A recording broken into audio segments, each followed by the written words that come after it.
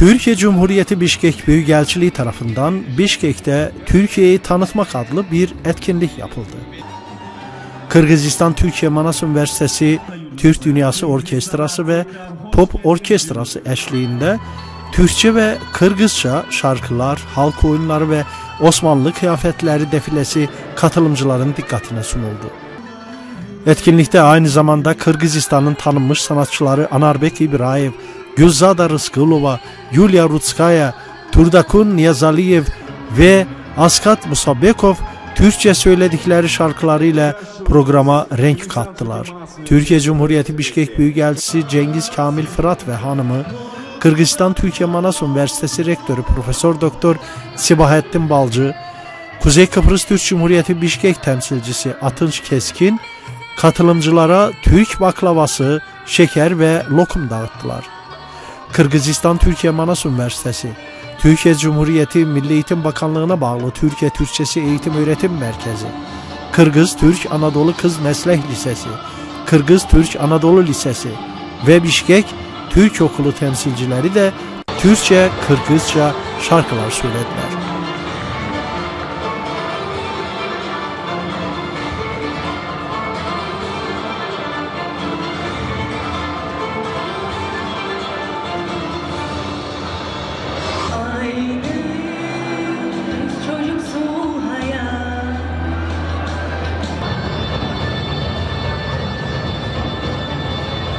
Türkiye Cumhuriyeti Bişkek Büyükelçiliği Eğitim Müşaviri Recep Sula, Kuzey Kıbrıs Türk Cumhuriyeti Bişkek temsilcisi Atınç Keskin ve katılımcılar da horona dans destekleriyle eşlik ettiler.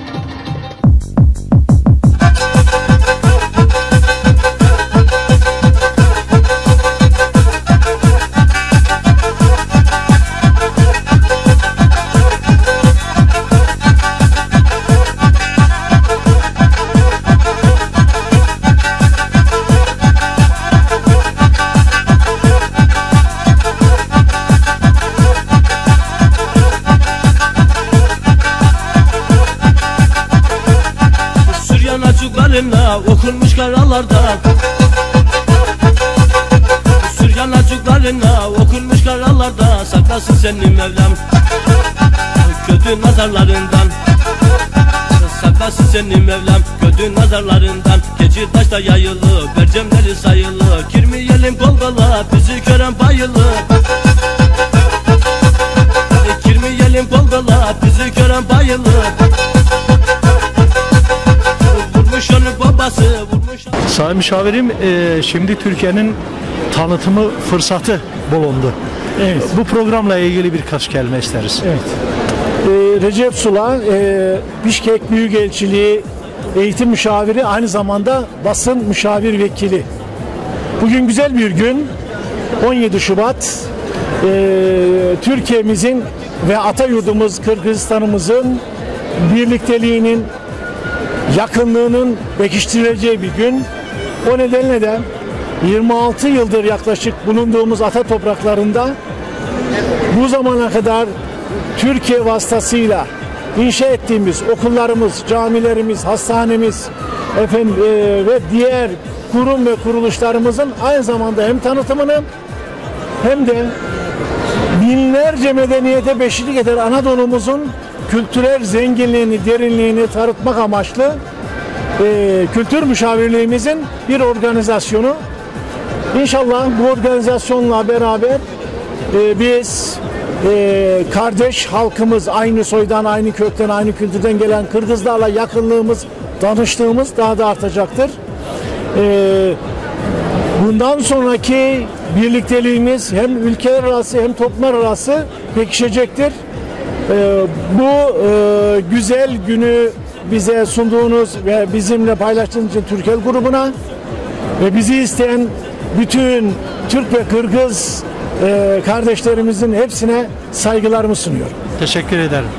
Asılbek Bey, bugün Türkiye'nin tanıttığı bir günü.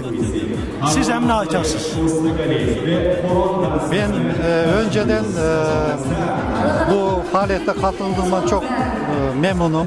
Biz de Kırgızistan Türkiye Manas Üniversitesi olarak destek veriyoruz.